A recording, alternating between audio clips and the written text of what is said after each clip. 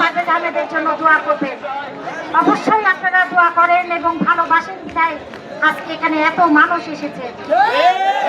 সবাই আমি আপনাদের মাধ্যমে জনাব তারেক রহমান রাষ্ট্র আয়োগ ওনার কাছে আকুল আবেদন জানাচ্ছি, উনি যেন তারেক রহমান আমাদের পারভেজ আহমেদকে বহিষ্কার থেকে অব্যাহতি দেন এবং ওনাকে অতি তাড়াতাড়ি যত সম্ভব ওনাকে মুক্তি দেন এবং এই আওয়ামী লীগ পন্থী যে কমিটি হয়েছে তা আকুল আবেদন জানাচ্ছি তা যেন উনি বাতিল করেন।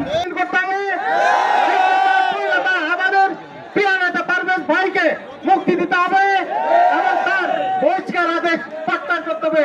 এই আশা আমি আমাদের আগামী রাষ্ট্রনায়ক তারেক রহমানের কাছে বিনীত অনুরোধ করে। বসুন্ধরা ডায়াপেন্ট এখন আরো উন্নত। এই হট এয়ার থ্রোট অপশিট দ্রুত শোষণ করে সোনামণিকে দেয় কোমল অনুভূতি। কালিয়াকৈরের প্রিয় নেতা প্রিয় মানুষ জনাব পারভেজ আহমেদের বহিষ্কার অবিলম্বে আপনি প্রত্যাহার করবেন।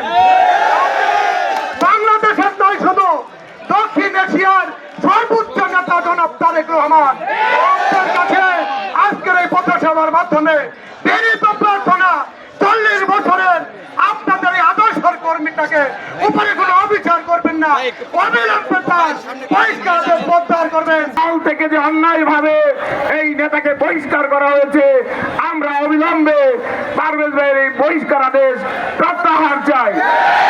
এই 3 দাবি পূরণ হলেই আমরা ভাববো যে আপনারা পারভেজ ভাইয়ের সাথে, বিএনপির সাথে, দেশনায়ক তারেক রহমানের সাথে আপনারা আছেন, আপনারা থাকবেন।